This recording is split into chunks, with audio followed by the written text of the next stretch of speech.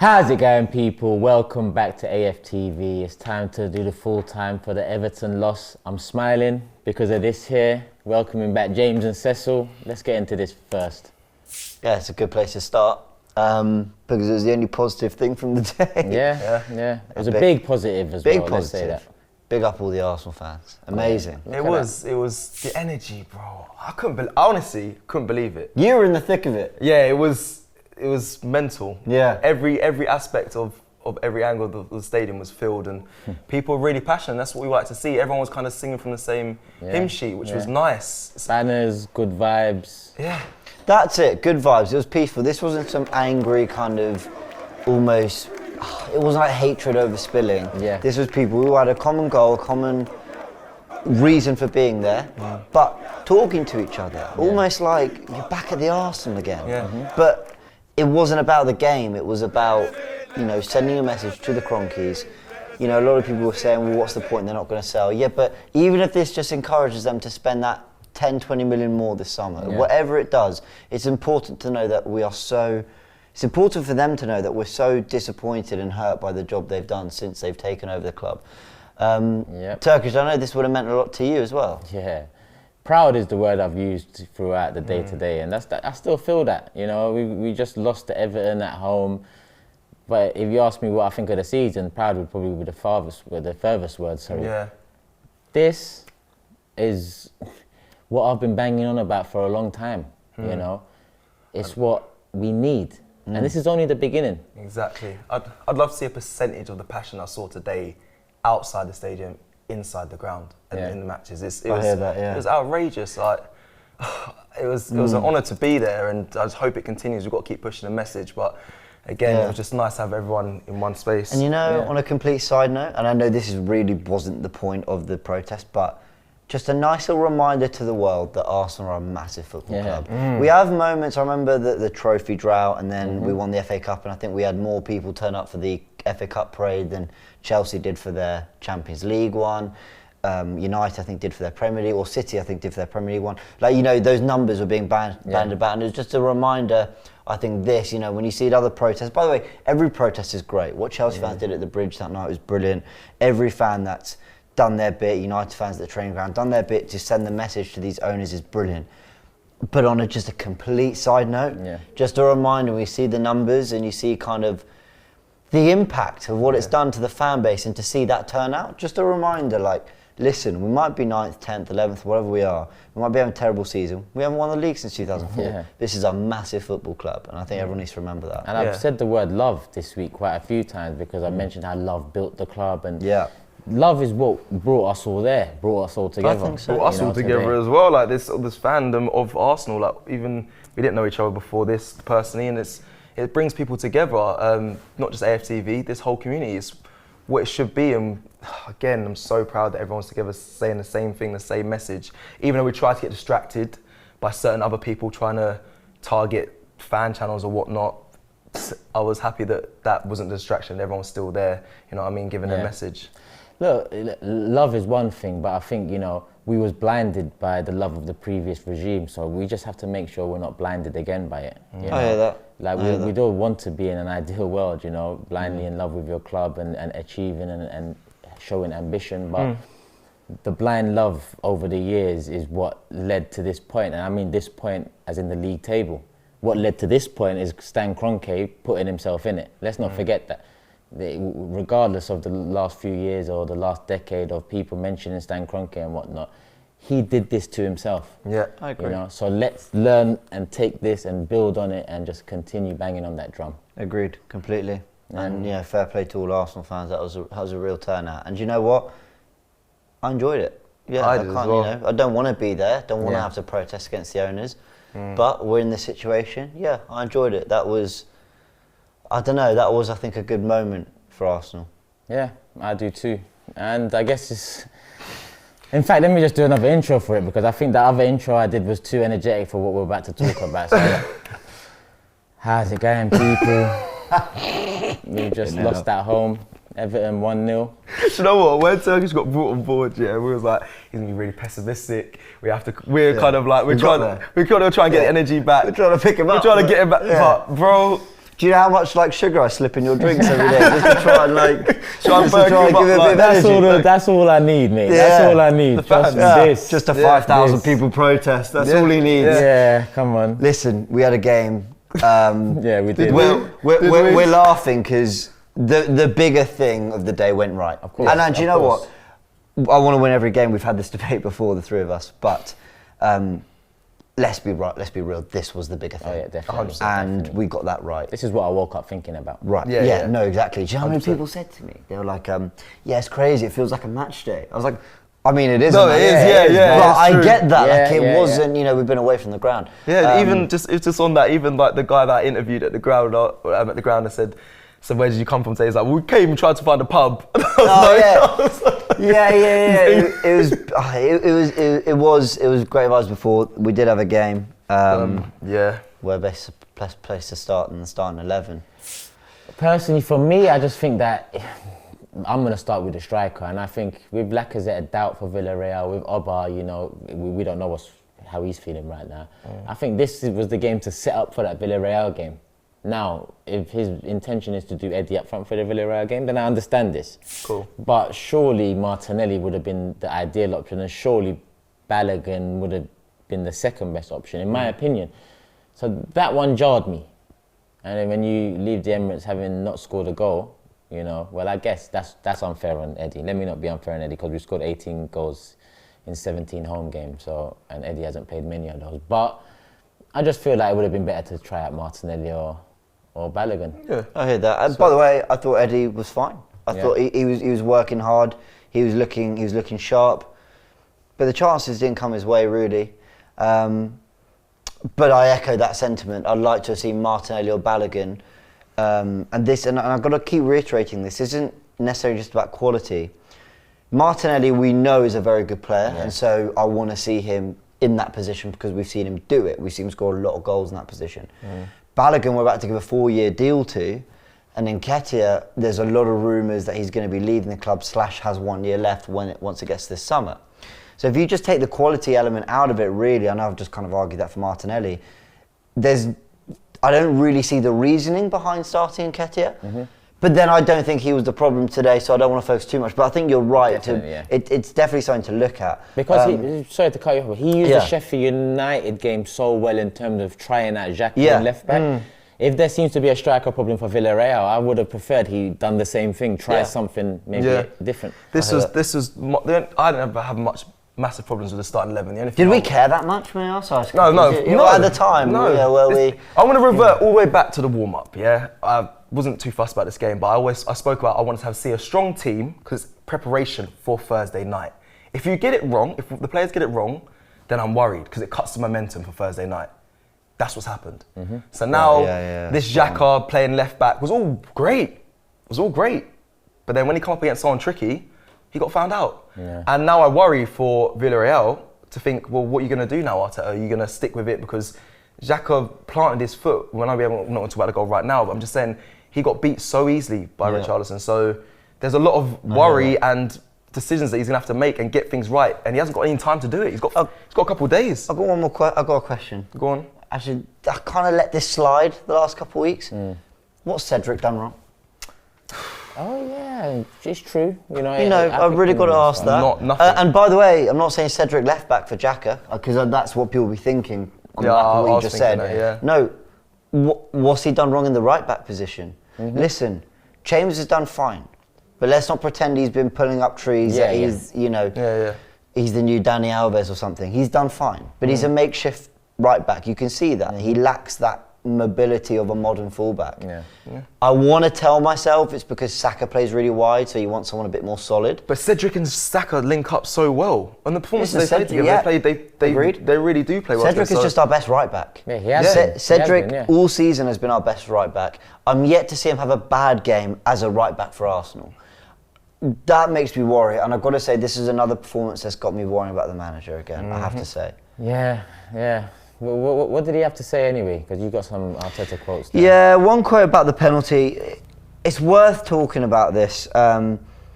Just a reminder, Sabas goes down. I think it's soft, but all right, he's caught him. I mean, I think this is something we need to address in football at some point, but whatever, he has caught him, I suppose. Then they go to the offside. This is what he said, Mikel Arteta. This has been building up. Enough is enough. Today I had enough. We've had many of them that no one explains them. It affects a lot of people, our job, and most important, our football club. Sounds under pressure. Yeah, it does. That is exactly what I took from this quote. I haven't heard him speak like that ever. Sounds like he's trying to deflect because he knows, the pressure is building or at boiling point. That's what I take from that. Our job and most important, our football club. It's like he wanted a bit of empathy at the end, sympathy maybe. Sounded that way to me. Listen, officials aren't perfect, far from it. But when I see a quote like that, I'm like, yeah, but it wasn't even a penalty really anyway. You're scratching, you're scraping. The point I agree with him on is maybe the element of, 15 seconds went on after the Pepe offside. It's another phase. How far back are we going to go? Right? I take that. That is definitely a problem in football.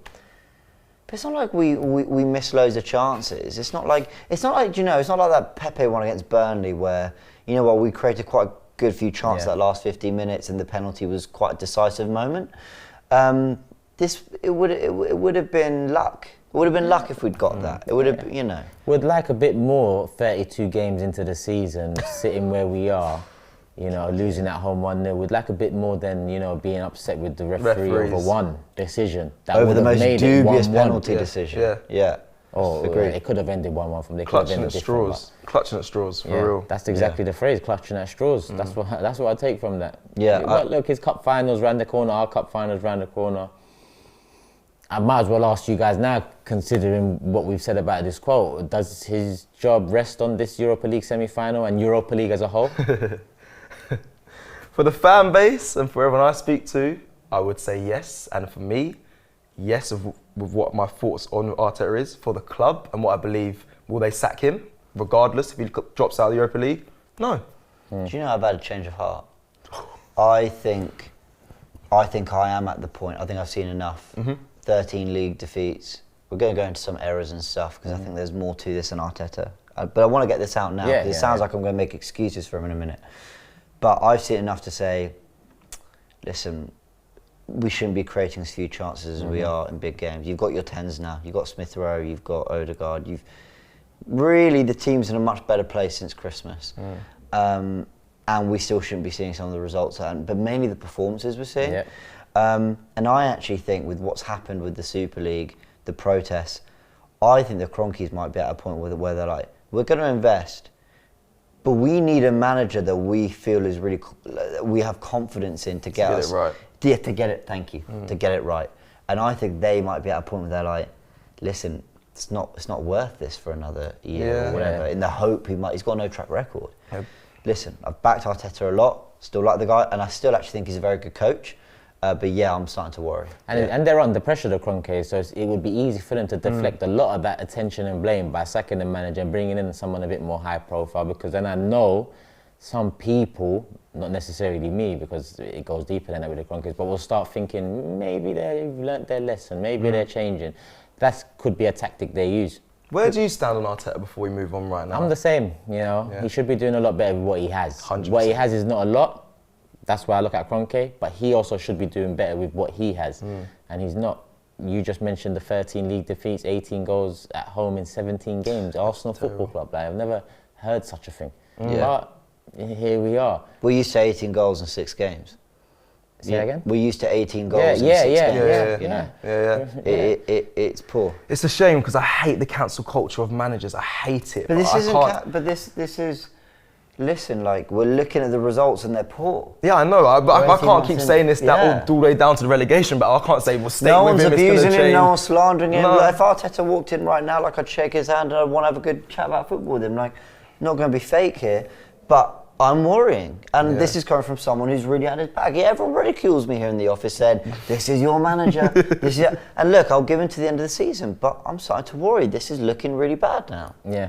No, I completely agree. Yeah, I'm with you. It's over to that Europa League now, and we'll just have to hope for the best. And obviously he is as well with that quote. So for him, for us, for the club, let's see if we can get to the final.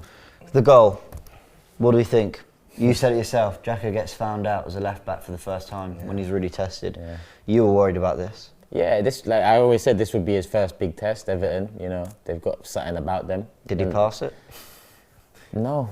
You watched the game, didn't you? Listen, I was trying not to be you didn't harsh have that because- bad a game, but when you have that kind of moment, listen, you failed the test. Especially when you're in a European semi-final and, you know, Yeah. it could be fine margins, as Arteta likes to mention a lot. It's unfortunate because obviously Leno's mistake was key to them scoring as well. But I guess Xhaka, I mean, I feel for him. I just don't know why he dived in. Really, he just dived in. I didn't know why. He could have jockeyed him, shown him down the line. Probably kept up of him because Richarlison run onto him, but he made the decision for Richarlison in that situation. He did. He made the decision for him. Richarlison's too quick, man. Yeah. You don't do that. And then, should have been dealt with from there. There's a Leno error. Now, normally, I'd sit here and do some analysis or whatever, but this is 2 home games in a row where Arsenal have given me nothing to analyse, so thanks, Arsenal. Yeah. But I do want to look at something more numbers-based. So bear with me here, I'm going to go through a few things. Starting with Burn Leno. Now, we talked about this on the full-time show very recently. We said, Leno's conceding a lot of should have done better goals, you know? Yeah. Goals you're thinking, I'll let you off this one, but normally you do better.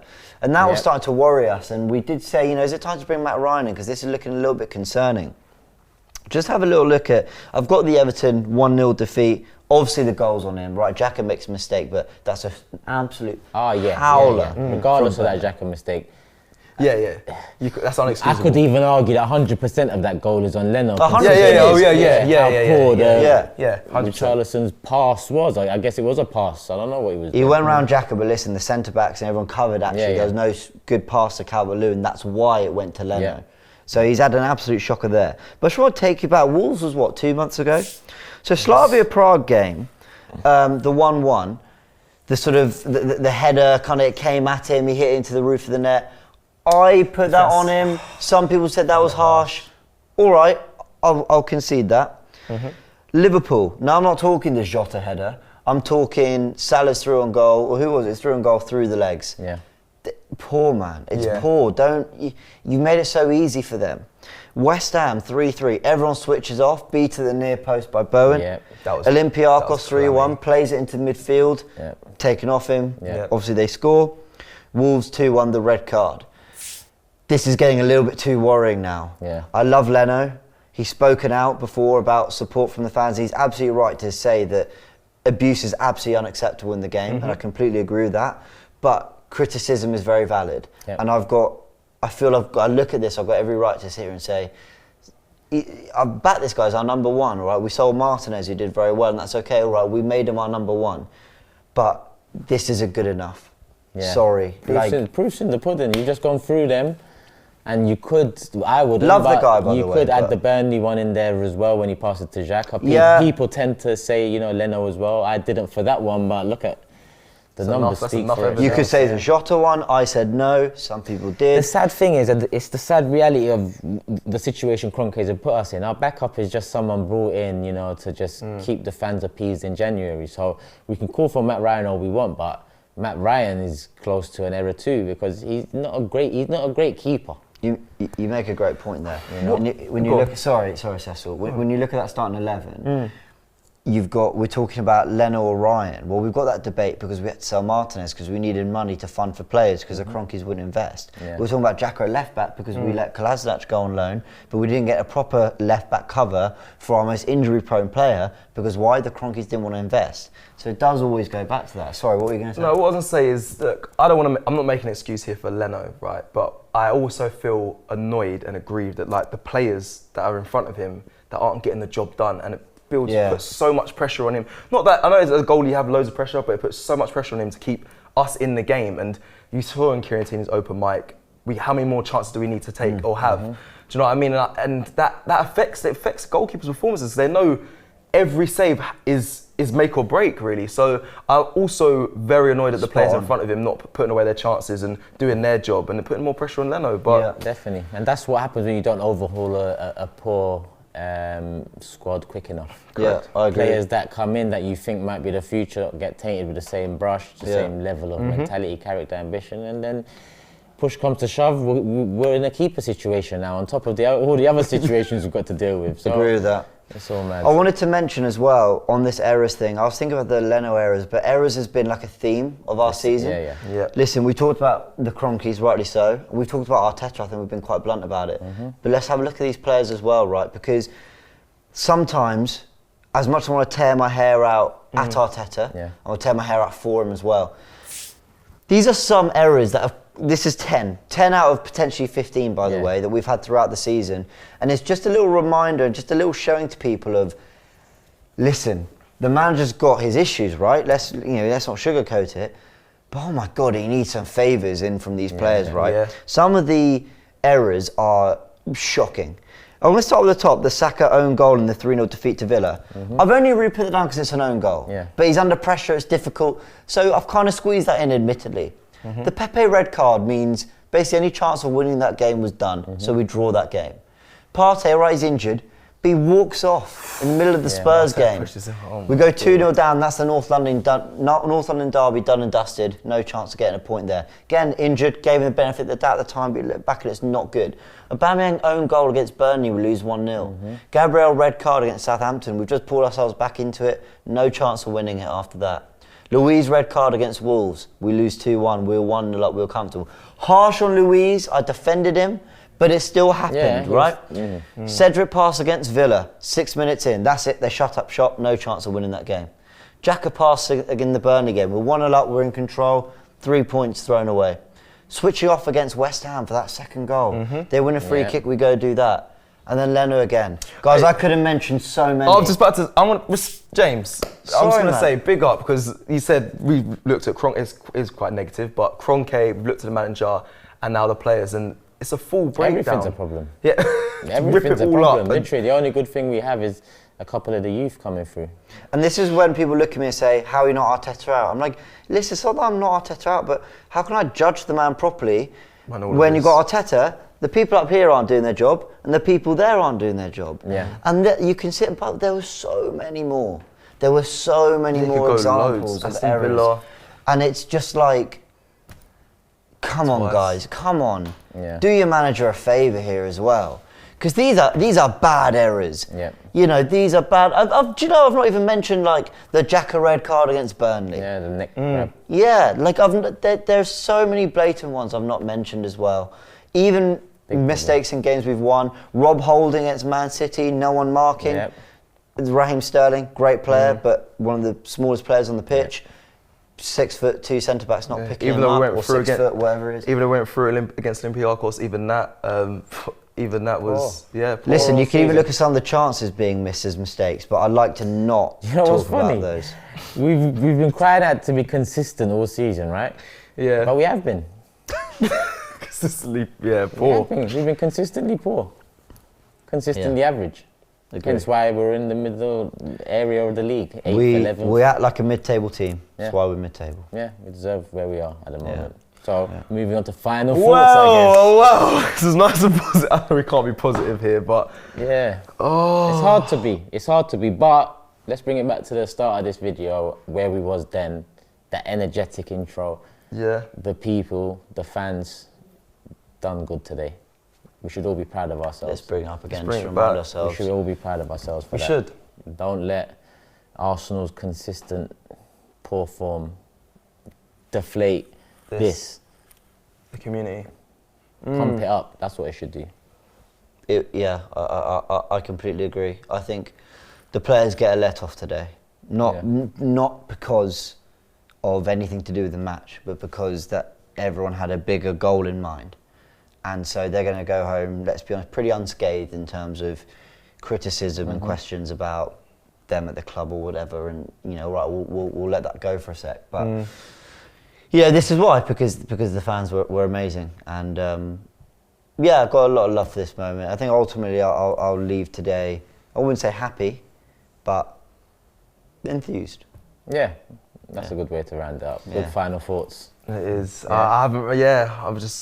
I was taken back today. That's it, honestly, seeing everyone together. Like I said, the one message, it was amazing. Like you summed up so well there, James. We can't let it take away from anything. The performances at Arsenal have been terrible this season, but as long as we're together, I still find this one message. That's the most Yeah, the important performance thing. of the fans today was better than any performance we've seen all season. It was. But Villarreal matters, okay? Yeah, it does. Villarreal is big. We'll Save give, that we'll for give the you. warm-up. We'll give Yeah, you. That for the listen, we've warm-up. been chill today, but Villarreal, okay? Listen, I don't want to, listen, the Kroenke thing carries on, but I don't want to hear about Kroenke when Villarreal comes around. Yeah, because, yeah. well, I mean, I do, but he won't be the reason we don't get past Villarreal. When we do the Yeah, yeah. warm-up and I ask you, does this game matter? We can all I don't three even of dare us, ask me. we I'll agree slap We you. can Yes, agree. Does it matter? I'll be like, excuse me? It's the only one that matters. Anyway, It's good to end the show on a light note anyway. we'll try. Yes. Thank Yeah. you. Thank try. you, James. Thank you, Cecil. This has been the full time for the Everton loss, but I'll just cast your eyes back to this picture here. That was what it's all about today.